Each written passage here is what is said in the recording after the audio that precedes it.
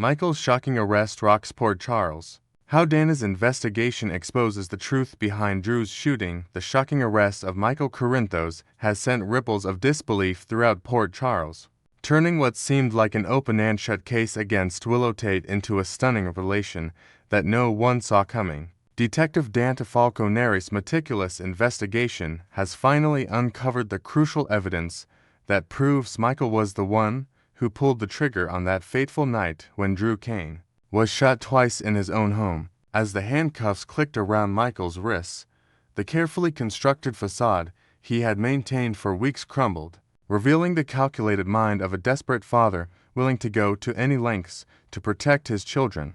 The breakthrough came when Dante discovered inconsistencies in Michael's alibi that could no longer be ignored. While Tracy Quartermain had been protecting Michael by keeping silent about seeing him near Drew's house on the night of the shooting, new evidence emerged that placed him definitively at the scene. The ballistics report confirming that Edward Quartermain's antique gun was used in the shooting had initially pointed investigators toward the Quartermain mansion, but it was Michael's own suspicious behavior that ultimately sealed his fate. The web of deception unravels. For weeks, Michael had been playing a dangerous game, allowing suspicion to fall on others while carefully maintaining his innocence. His relationship with escort Jacinda Bracken, which he claimed provided his alibi, began to show cracks under Dana's scrutiny. The detective's years of experience had taught him to look beyond the obvious, and Michael's convenient explanations began to raise red flags that couldn't be dismissed. The most damning evidence came from an unexpected source. Security footage from a nearby business captured Michael's distinctive vehicle in the area at the exact time of the shooting,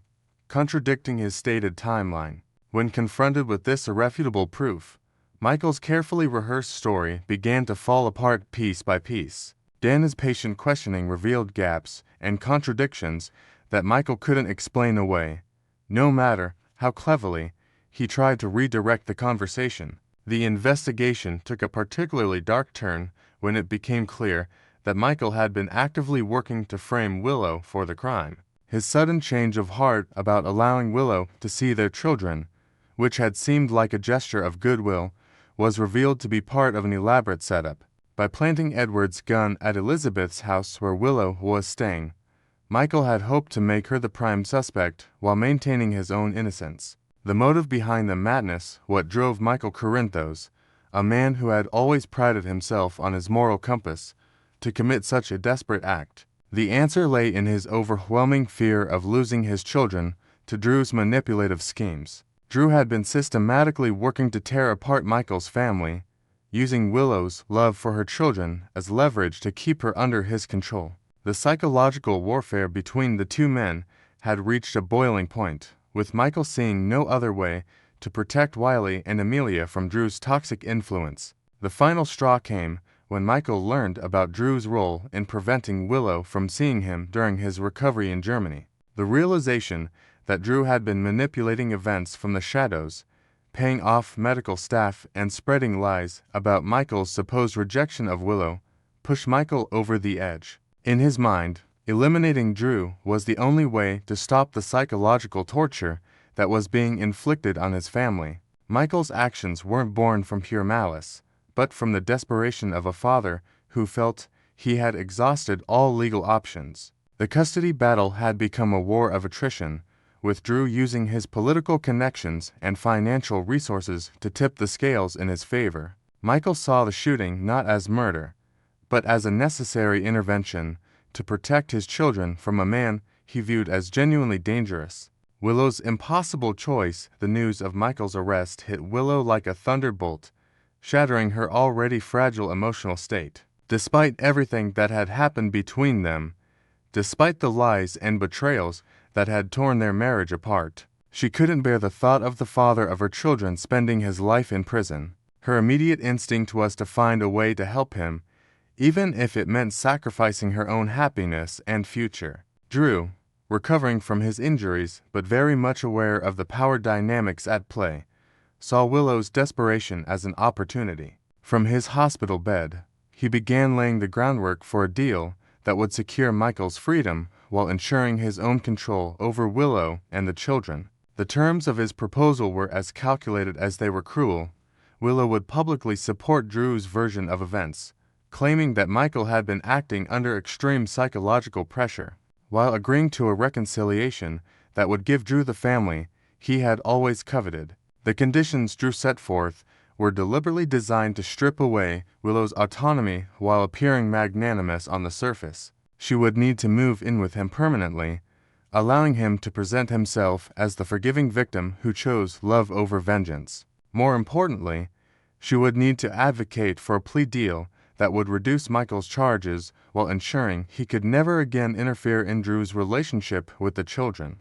The community reacts. The revelation that Michael Corinthos was Drew's shooter sent shockwaves through Port Charles society, fundamentally altering how residents viewed both men.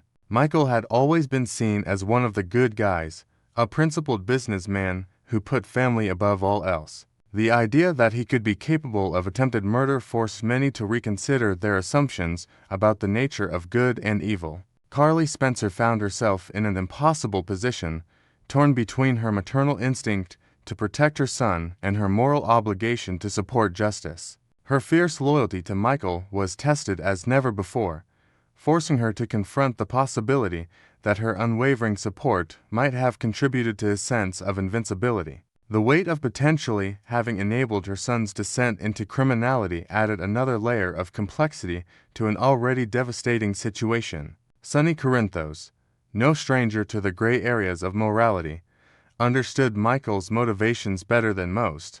While he couldn't condone his son's actions, he recognized the paternal desperation that had driven Michael to such extremes. Sonny's own complicated history with violence and family protection gave him unique insight into the psychological pressures that could push someone over the edge. The Quartermain family faced their own reckoning as the scandal threatened to tear apart the already fragile bonds that held them together. Tracy's decision to initially protect Michael by remaining silent about his presence at Drew's house became a source of intense family debate. Some saw her actions as loyal family protection, while others viewed them as enabling criminal behavior. Legal maneuvering and moral complexities. As news of Michael's arrest spread, the legal machinery of Port Charles began grinding into motion.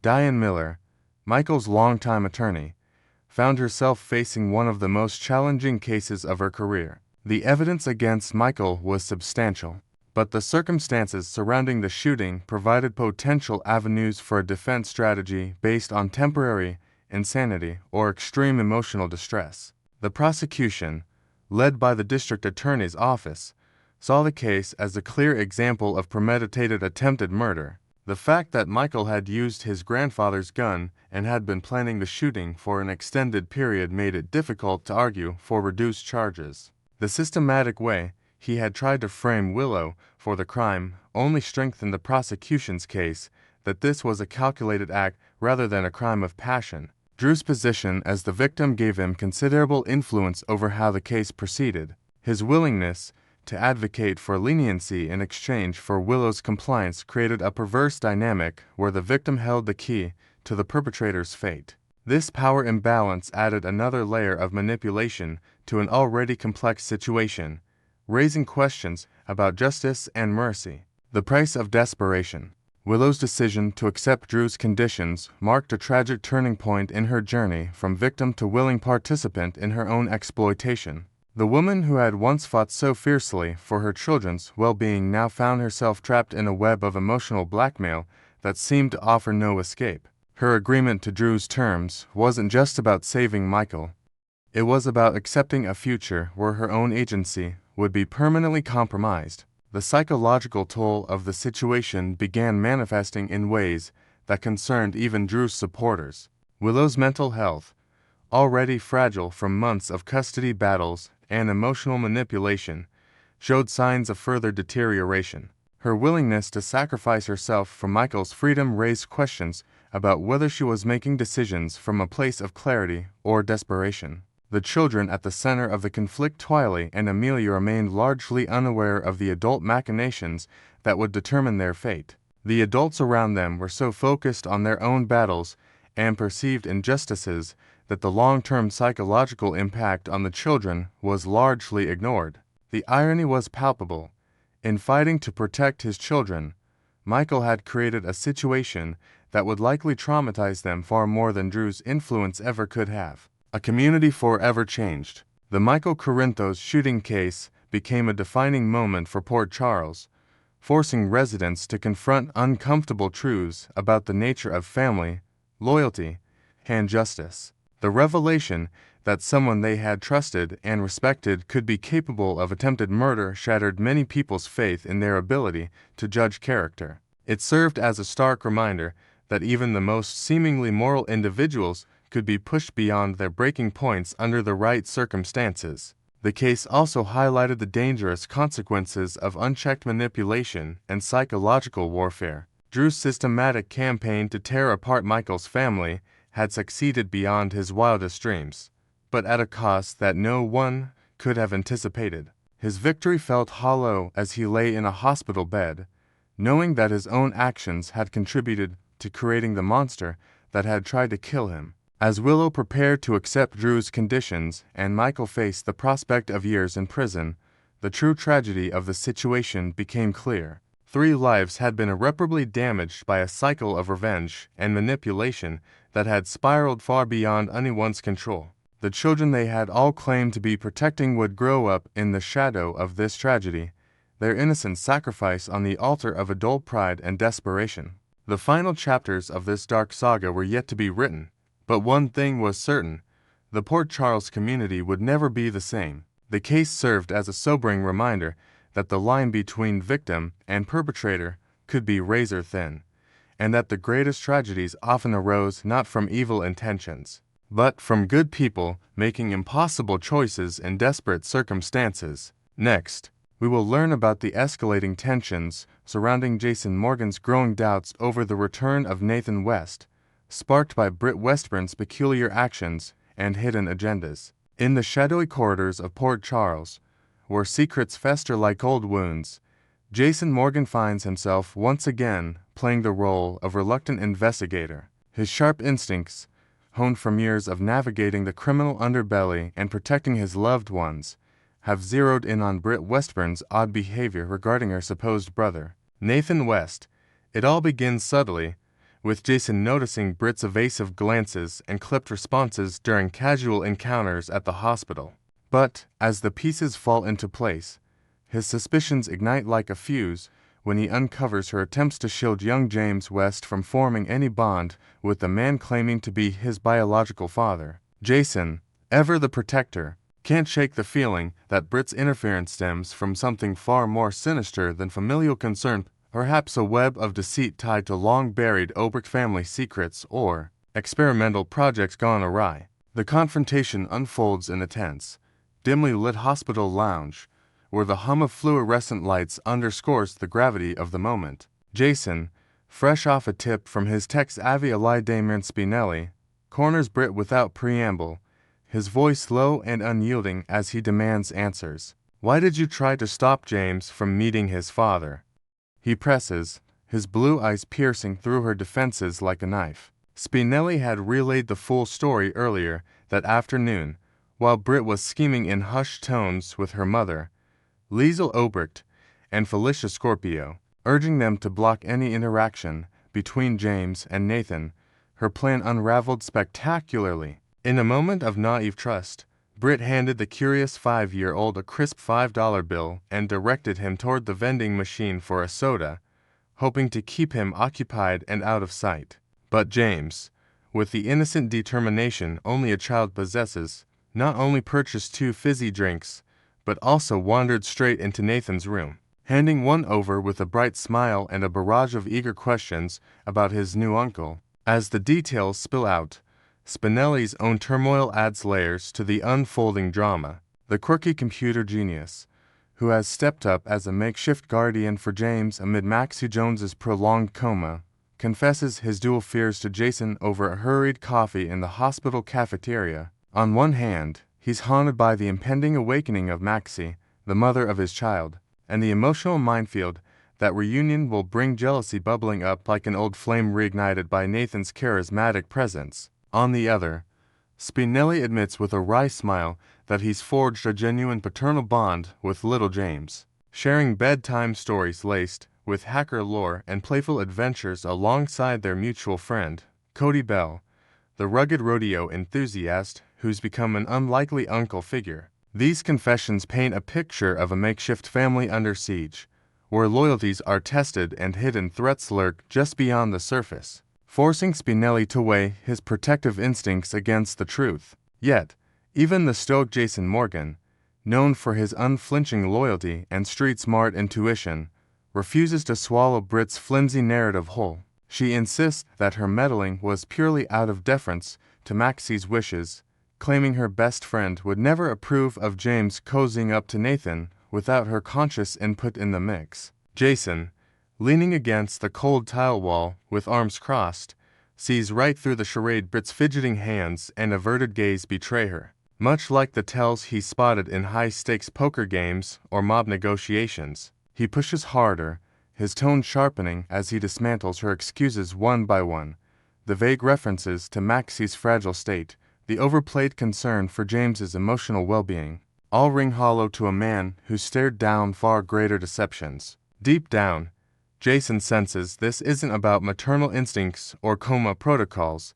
It's a smoke screen for a deeper peril, one that could unravel the fragile peace in Port Charles and drag innocent lives into the crossfire. The interrogation intensifies as Jason circles back to Britt's clandestine activities, drawing a direct line to her mysterious tenure in the high-security lab at Five Poppies Laboratory. Whispers of that facility have long circulated in Port Charles's elite circles, a cutting-edge research hub shrouded in NDAs and armed guards, where Britt dabbled in genetic manipulations and experimental therapies under her mother Liesel's shadowy influence. Jason's mind races to connect the dots.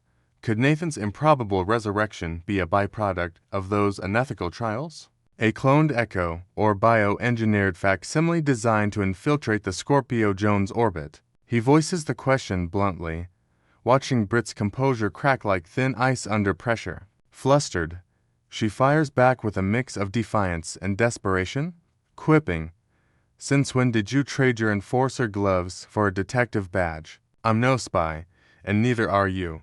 But her refusal to elaborate beyond a cryptic murmur that things aren't what they seem only fuels Jason's resolve, evoking memories of past conspiracies involving WSB agents and black market serums that nearly cost him his life. Britt, cornered and sweating under Jason's relentless gaze, grapples with the inevitable.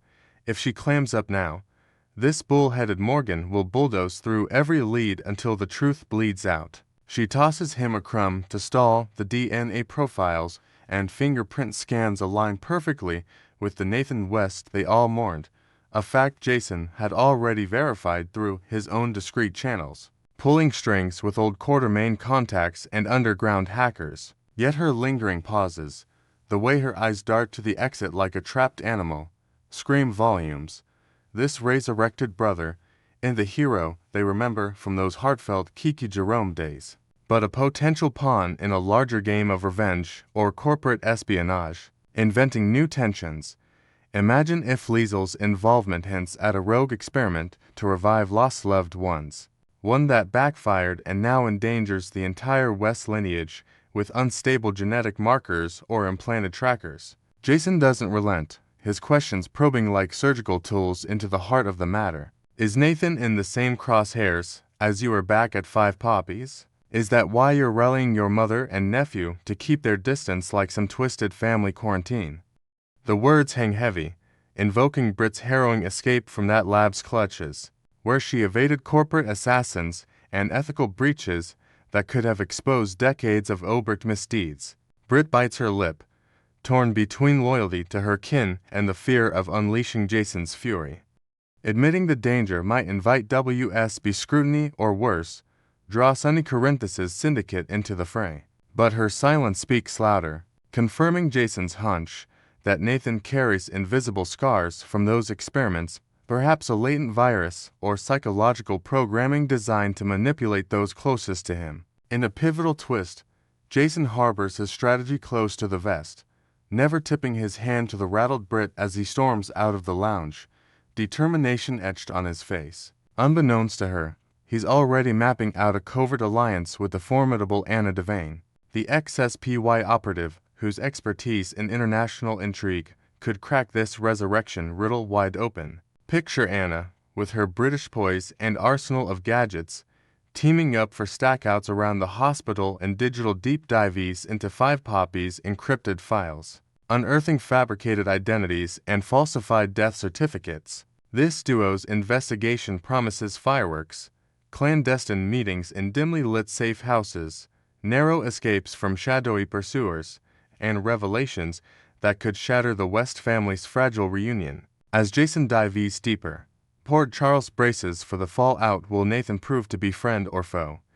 And at what cost to those who dare uncover the truth? The ripple effects of this suspicion extend far beyond the hospital walls, touching the lives of everyone entangled in the West legacy. For James, the innocent catalyst, this could mean navigating a world of half-truths and hidden guardians, his wide-eyed curiosity clashing with adult deceptions. Spinelli, meanwhile, fortifies his role as the tech whiz dad, installing subtle surveillance on James's playdates while grappling with his unresolved feelings for Maxie, whose coma bed becomes a symbol of suspended futures. Even Liesel Obrecht, the matriarch with a penchant for dramatic entrances and villainous schemes, feels the noose tightening her past experiments at 5 Poppies, including speculative forays into cloning tech inspired by European Black Ops, now threaten to resurface and indict her entire lineage. Jason's pursuit isn't just personal, it's a crusade to safeguard the vulnerable from the ghosts of scientific hubris. As the plot thickens, fans can't help but speculate on the broader implications for General Hospital's tapestry of drama. Could this Nathan arc tie into larger vendettas, like those simmering between the Casa Deans and the Quartermaines, or even echo the explosive returns of characters like Drew Kane? Britt's internal conflict adds emotional depth, portraying her not as the Ice Queen doctor, but a sister desperate to shield her bloodline from the monsters she helped create. Jason's involvement elevates the stakes, blending his enforcer grit with a rare vulnerability. After all, protecting the next generation echoes his own losses with Sam McCall and their sons. In this extended saga, every evasion and half-truth builds toward an explosive climax, where alliances fracture and buried sins claw their way to the light. Stay tuned to our channel for more ABC General Hospital spoilers, where the lines between life, death, and deception blur in the most heart-pounding ways. What do you think? Is Nathan West truly back from the grave? Or is Port Charles on the brink of another devastating imposter scandal? Drop your theories in the comments below.